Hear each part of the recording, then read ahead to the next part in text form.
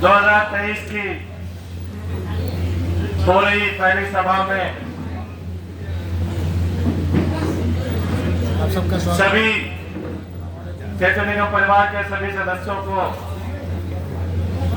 नव वर्ष की हार्दिक शुभकामनाएं।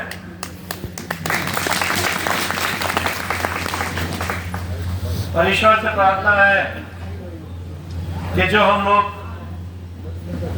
लक्ष्य अपने परिवार को बचाने के लिए लेके चले हैं, उसमें हम सभी को कामयाबी मिले, विजय प्राप्त हो और सेतु निगम में जो ये बादल मंडरा रहे हैं वो छट जाए और फिर से हमारा सेतु निगम उसी प्रकार से आगे बढ़ता रहे। आज की सभा में उपस्थित सम्मानित आदरणीय दली साहब, इब्राहिम भाई, देखिए ये मोहब्बत है आपके सामने के रिटायर हुए भी कितने साल के बाद भी ये सेतु निगम परिवार जो कहा जाता है उसमें परिवार की हर खुशी और गम में बराबर से शरीक होने का आपको प्रमाण मिलता रहता है। आज की सभा में उपस्थित सम्मानित सभी पदाधिकारी का, सभी कर्मचारी साथी, महिला कर्मचारी साथी, पिछले 4 महीने जो हमने अलग जगाई और लोगों का ध्यान आकर्षण कराया और जो भी बात हम लोग लगातार कहते चले आ रहे थे, जो हमको अंदेशा था ये चीजें सामने आएंगी, वो आज आपके सामने आना शुरू हो गई। अभी पहली 2 तारीख को जो भी शिशिर ने बताया, आप लोगों ने खुद देखा कि ईपीसी सेल का गठन किया गया प्रबंध निदेशक द्वारा। और ऐसा नहीं है कि ये आज ईपीसी का गठन तो हो गया है, कल कुछ पेरोडिक अधिकारी और आ जाएंगे, उस ईसीपी का ईपीसी का सेल का इंचार्ज उनको बना दिया जाएगा। ये सेल लगाई जा रही है, इसका खुल करके सुझाव और विरोध दोनों होना चाहिए। विरोध के साथ सुझाव आवश्यक है। केवल हमारा ये काम नहीं है कि हम विरोधी करते रहे, हम जो भी बात कर रहे हैं उसमें हम अपना सुझाव भी बराबर दे रहे हैं। और आज लोगों को समझ में आ रहा है कि जब 2015 में जब प्रमुख सचिव गर्ग साहब आए थे, सुधीर गर्ग साहब, और ईएनसी वीके सिंह साहब आए थे, मसाला साहब थे, अरोड़ा जी थे, और जो मीटिंग हाल आप लोगों के सामने बातें हुई थी, उस वक्त से ही हम लोगों के कान खड़े हो गए थे कि ये परिस्थितियां आएंगी, निश्चित तौर पर आएंगी। और आज वालंकन हमारे सामने प्रारूप पर करके सामने आ चुका है। अब आपके पास कोई रास्ता नहीं बचेगा, कोई भी रास्ता नहीं बचेगा कि अगर ये लागू हो गया तो आपके पास कोई रास्ता नहीं बच रहा। और जो लोग समझ रहे थे अभियंता को कि हम बच जाएंगे और 4 महीने से हाथ नहीं दिया, वो भी परिणाम के सामने आ गया है। अभी जो पिछली ईएफसी जो हुई है 31 तारीख को या 30 तारीख को, उसमें अपर मुख्य सचिव वित्त ने कह दिया कि साहब इनको सेंटेंस मत दो और इनको 2% क्वालिटी कंट्रोल और सुपरविजन चार्जेस दो, सेंटेंस दोनों का सारा पैसा इसका काट दो। ये आ चुका है आपके सामने। 3 हुई ईएफसी उस दिन और 3 EFC में ये परिणाम सामने आ चुके। हमारे पास सिर्फ रास्ता यही है कि हम जो भी हमारे पास काम बचे हुए हैं उन कामों को अधिक से अधिक अपने निर्देशन में, अपने संरक्षण में, अपने सुपरविजन में हर तरीके से बिना वर्टिकल टेंडर दिए हुए हमें उन कामों को पूरा करा करके, और ये जो खराब समय है, जितने भी काम आज हमारे पास कम से कम काम हैं, जो पिछले काम शुरू किए हुए हैं उनको हमें पूरा करना है। उनको पूरा करके अपनी कार्यक्षमता को दिखाना है। और कल को अगर काम भी नहीं रहेंगे, जैसा भी शिक्षक बता रहे थे कि जब EPC हो जाएगा, काम टेंडर हो जाएंगे, तो आज तो हम ये भी कहने की स्थिति में है कि हम अपने हाथों से काम करें। जब कल काम ही नहीं रहेंगे तो आपको किस बात की तनख्वाह और किस बात का आपको DA और किस बात का आपको जेब मिलेंगे। इसलिए आज सर्दी लग रही है, हमारे जवान जो ये लड़के हैं ना, इनको बहुत सर्दी लग रही है। अभी 3 महीने तनख्वाह न दिखाई दे, इसी जाड़े में बारिश अगर हो रही होगी और जब पेट की आग लगेगी तब उस वक्त मैदान छोड़ना भारी पड़ जाएगा। इसलिए अपने को मजबूत बनाओ, पत्थरों से लड़ना सीखो, अपने को तपाओ हर परिस्थिति में। जाड़े में भी गर्मी होती है, इसकी भी जलन होती है, ये भी जला देती है, जाड़ा भी जला देता है, ऐसा नहीं है। चाहे जाड़ा हो, गर्मी हो, बरसात हो, हम सभी को एक साथ दूसरे का हाथ पकड़कर एक साथ हमेशा साथ खड़े रहना है, तभी आप आगे बढ़ पाएंगे और जीत पाएंगे, जैसा आज तक होता है। हमारे प्रबंध निदेशक महोदय को 1 महीना हो गया है, आज संभवतः नहीं है, कल भी नहीं है, आएंगे तो उनसे बातचीत होगी कि उनका रुख क्या है। कल क्षेत्रीय पंचायत एसोसिएशन के पदाधिकारियों से बात हो रही थी और शाम को ये ऑर्डर आ गया। अभी संदीप गुप्ता साहब के पास हम लोग जाएंगे, उन्होंने कहा ये सब क्या करा रहे हैं, और हमने कहा हम क्या बता रहे हैं क्या करा रहे हैं, हम तो पहले ही साहब से कह रहे थे ये होगा। जो लोग इस मुकाबले में पढ़े थे कि तू चल मैं आता हूँ, चुपड़ी रोटी खाता हूँ, हरी डाल पर बैठा हूँ, तो वो डाल ही नहीं बचेगी जिस पे आप बैठोगे। इसलिए आज समझ में नहीं आ रहा है, जब स्थितियां दुरूह होंगी। कल भी हमने उनसे कहा कि आप आगे चलो, हम आपके पीछे खड़े हैं। हमारा हमेशा मानना यह है, आज ही 10 साल पहले 15 साल पहले लगातार हमने बात कही कि प्रबंध निदेशक कोई भी अगर हो आ रहा है तो जो सेतु निगम के नाम से काम करने के जो तरीके हैं, जो उसकी आवश्यकताएं हैं, उनसे आप कभी समझौता मत करिए। आप सब एक साथ खड़े होकर कहिए कि साहब सेतु निगम की अगर गुणवत्ता को बचाए रखना है और सेतु निगम की ख्याति को बचाए रखना है, सेतु निगम के नाम को बचाए रखना है, तो हम इन चीजों से कंप्रोमाइज किसी भी हालत में नहीं करेंगे। आप अगर बोल्डली कोई बात कहोगे तो प्रबंध निदेशक कोई भी आए उसको आपकी बात मानना पड़ेगी, उसको मजबूर होना पड़ेगा। मगर आप ये सोचिए कि आप यस मैन बन के काम करें तो यस मैन बन करके वो आपके घर को ही आपसे खुदवा देगा, और खुदवाया है। खोदने वाले, जड़ें खोदने वाले हमारे ही हैं। आज कर्मचारियों के वेतन की बात आ रही है, EPC टेंडर, EPC मोड पर टेंडर देने की बात आ रही है। कोई भी माई का लाल,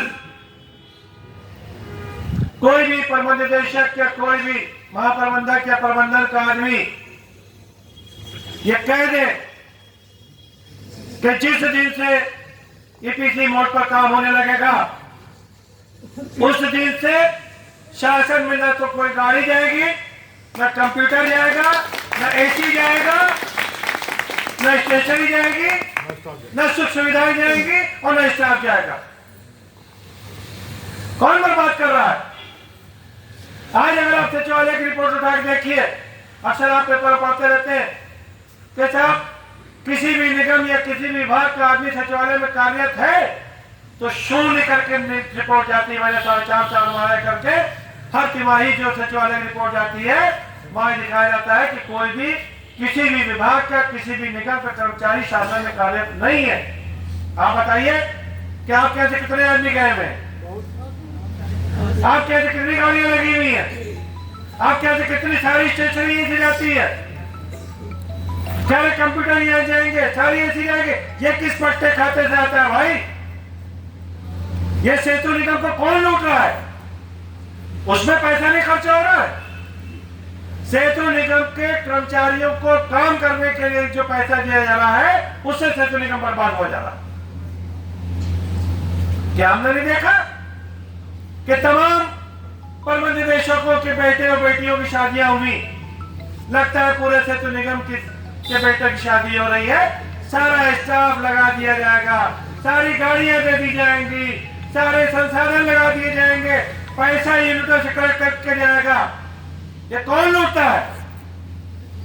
किसी कर्मचारी के परिवार में अगर कोई दुर्घटना भी हो गई, उसके परिवार में कोई लड़की की शादी हो तो कोई जाके उसकी 10 रुपए की मदद नहीं करता है।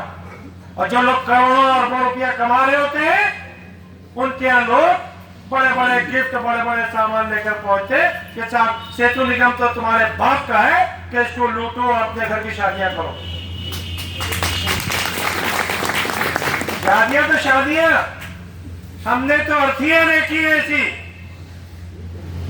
कि जिन अधिकारियों की अर्थियां उठी है उसमें सेतु निगम के डीपीएम ने पैसा जाके लगाया है, उसकी अर्थी का भी पैसा अपने अपने अपने घर का पैसा उस बेटे ने लगाया, उस आदमी ने लगाया, सेतु निगम के पैसे से उसकी अर्थी उठाई गई। कौन ईमानदारी की बात करता है? किस कर्मचारी ने सेतु निगम को लूटा है? फिर हम ये बात कह रहे हैं कि आपको ये कदम उठाना पड़ेगा, अभी वक्त नहीं है। अगर हालात और खराब होंगे तो हमको तय करना पड़ेगा कि आज से सेतु निगम के स्टोर से या सेतु निगम के पैसे से शासन में कोई स्टेशनरी नहीं जाएगी, कोई सुविधा नहीं दी जाएगी। तय करना पड़ेगा हमें मजबूर होकर के। कोई भी गाड़ी सेतु निगम से, चाहे वो शासन में कहीं चल रही हो, वो शासन में गाड़ियों की व्यवस्था है, डिपार्टमेंट में गाड़ियों की व्यवस्था है। ये हमें कदम उठाना पड़ेगा। अगर आप हमारा गला घोटोगे तो हम भी आपकी सुविधाओं का गला घोटने के लिए मजबूर होना पड़ेगा। बताइए करेंगे नहीं करेंगे? करेंगे। जब आपको आधी तनख्वाह मिलेगी, आपकी तनख्वाह लेट होगी, आप देखते रहिए साहब हमको लूटते रहो, हम कुछ बोलने लायक नहीं है, हम तो यशमैन बन के काम करेंगे। क्यों करेंगे? हमें अपने भविष्य को सुरक्षित रखने का पूरा अधिकार है और हम अपने भविष्य को सुरक्षित रखने के लिए हर संभव हर तरीके का प्रयास करने में कोई भी कसर नहीं छोड़ेंगे। बहरहाल हम तो ईश्वर से प्रार्थना करते हैं कि लोगों को सद्बुद्धि आए और जो लोग बैठे हुए कोई स्थितियों को समझते हुए, हम तो दूर में आग लगी हुई है उसको अभी से इंतजाम कर रहे हैं कि हम तैयार खड़े हैं कि उस आग को यहाँ तक पहुंचने न दें। बहुत से लोग ये सोच रहे जब हमारे कमरे में आग लगेगी तब हम बाल्टी लेकर खड़े होंगे, और उस वक्त तक बहुत देर हो चुकी हो। और जैसा भी शिशिर भाई ने बताया कि अभी तो ये कमेटी बनी है, कोशिश की जा रही है। ये कमेटी मेरे ख्याल से 2017 में चिट्ठी थी, 17 में चिट्ठी लिखी थी और 13 या 12 से हम लोग लगातार प्रयास कर रहे थे कि सेंट्रलाइजेशन तनख्वाह का हो जाए, मगर यही के लोग नहीं होने दे रहा थे। अभी भी हमको पूरी उम्मीद नहीं है क्योंकि इतना आसान नहीं है। इनको लगता है कि हम किसी के 10 लाख रुपए अपने प्रमोशन के लिए दे आए 20 लाख रुपया अपनी पोस्टिंग के लिए दिया है, किसी के यहाँ शादी में 20 लाख रुपया दे दे, वो सेतु निगम से निकाल के देंगे, उसमें परेशानी नहीं होगी। हमारा आज की स्थिति यह है कि कोई भी डीपीएम एक भी कर्मचारी को रखने के लिए तैयार नहीं है। अभी कितना है, 3-4 दिन पहले का 3 आदमी फिरोजाबाद से ट्रांसफर झांसी किए थे। चालाकी वेद प्रकाश साहब ने चालाकी ये की कि आगरा के सीपीएम होने के नाते उन्होंने अपने यहाँ कहा कि ऐसा है कि जो लोग जहां जाना चाहते हो बता दो, हम ट्रांसफर करा दें। 3 आदमियों ने हमीरपुर के रहने वाले थे, इसी साइड के, उन्होंने लिख के दे दिया कि साहब हमें झांसी कर दिया जाए, क्योंकि झांसी के पीएम का चार्ज उन्हीं के पास था। उन्होंने वहां से ट्रांसफर कराया और खुद ज्वाइनिंग ले ली। मुकेश कुमार का ट्रांसफर सुल्तानपुर से वहां हुआ और एक आदमी ने अपना कराया था, मुन्ना इलेक्ट्रीशियन ने बरेली से, उसके भाई को कैंसर हो गया था और उसने कराया था झांसी। ये है 1 हफ्ता 10 दिन पहले की बात। वो जब ट्रांसफर करा करके वहां पहुंचा रिलीव हो करके और उसने वहां ज्वाइनिंग दी, तो वेद प्रकाश साहब ने उसको मां बहन की गालियां दी। जी, मां बहन की गालियां दी, इतनी बदतमीजी की, भाग जा साले यहां से। तो मैं मन के माध्यम से, हम लोगों के सामने आते हैं तो मिन्नो बुलाई बने रहते हैं, भीगा चूहा, समझ में आया, मगर हमारे कर्मचारियों के साथ बहुत दुर्व्यवहार करते हैं, जिसके परिणाम अच्छे नहीं होंगे। उन्होंने उसको कहा कि वापस कर दे। जब शिशिर से हमने कहा तुम बात करो, क्योंकि इनसे बहुत कायदे से बात करते हैं कि ऐसा नहीं है, हम जानते हैं कि वो कैसे। इन्हीं ने फोन किया और उनसे कहा इसको ज्वाइन कराइए। उन्होंने कहा कि ऐसा है कि अब मुकेश कुमार आएंगे, वो ज्वाइन कराएंगे, और ऐसा है कि अभी इसको वापस किए दे रहे, हम बीके सैन से कह देंगे कि वहां ज्वाइन करा ले, फिर दोबारा वो रिलीव होके आ जाएगा, फिर उसको ज्वाइन करा दीजिए। क्यों, आप समझ जाइए, अभी वो झांसी के पीएम है, एक आदमी जो पहले ट्रांसफर करा के अपने भाई के कैंसर के साथ गया है, उसको नहीं ले रहे, उसको वापस कर रहे, और जो आगरा से ट्रांसफर झांसी किए उसको ज्वाइन करा लिया, है ना। अब जब मुकेश कुमार गए तो उन्हीं ने उन आदमियों को वापस करने के लिए लिख दिया, आगरा वालों को, कि भैया हम जाए, अब इनको आप वापस करिए। तो कल फिर हमने बात की मुकेश कुमार जी से, कहा, हमने कहा आप ज्वाइन कराइए, कि जहां होगा देखा जाए। मेरा कहने मकसद यह है कि कोई भी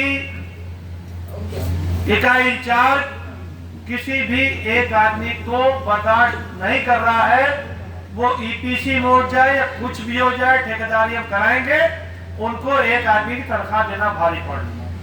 बात ये है, चाहे वो मुख्यालय में मजबूरी है, एक बात आप और बता दें, मुख्यालय में मजबूरी है कि यहाँ काम चलाना, यहाँ तो बैठे हुए, नहीं तो यहाँ भी यही हाल हो,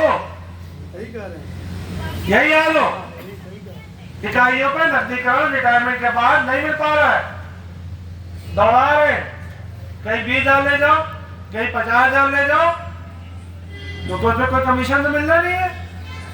बहरहाल ये स्थितियां हैं, इन स्थितियों को हमको, इन बादलों, धुंध के जो बादल छा रहे हैं, इनको हमें साफ करना है, आसमान साफ हो जाए, हम इसी लक्ष्य को लेकर चले हैं, और सेतु निगम को किसी तरीके से बचाना है, और किसी भी साथी को कोई तकलीफ ना हो, हर रिटायरमेंट होने वाले साथी को सारा पैसे का भुगतान हो, ये हमारी सोच है। ऐसा ना हो कि साहब रिटायरमेंट के 6 महीने बाद और साल भर बाद आदमी दौड़ रहा है कि साहब हमारा फलाना पैसा फंसा अभी तक नहीं दिला दीजिए, यह पैसा रुका हुआ दिला दीजिए। तो ये स्थितियां नहीं आनी चाहिए, इसलिए हम लोग लड़ रहे हैं और खड़े हैं। मैं पुनः नववर्ष की हार्दिक शुभकामनाएं देते हुए, और आज फिर हम लोग अंदर ही चलेंगे क्योंकि बाहर सर्दी ज्यादा है। 5 मिनट के लिए वही गर्म होकर के नारेबाजी करिए। और वहीं से अपने अपने कमरों में आप लोग चले जाइए। इसी के साथ आज की सभा की समाप्ति घोषणा की जाती है। अगले मंगलवार को फिर मिलेंगे। आवाज दो, हमें गए, आवाज दो, हमें गए। हर जोर जुल्म के टक्कर पे, संघर्ष हमारा नारा है, हर जोर जुल्म के टक्कर पे, संघर्ष हमारा नारा है। इंसाफ जिंदाबाद, जिंदाबाद जिंदाबाद इंसाफ जिंदाबाद। जिंदाबाद जिंदाबाद। 5 मिनट करके हम लोग अपने अपने काम में चलिए भाई। अंदर करो। आप लोग प्रधान नहीं है, वही करेंगे, ठीक है। यही मिलना ही चाहिए।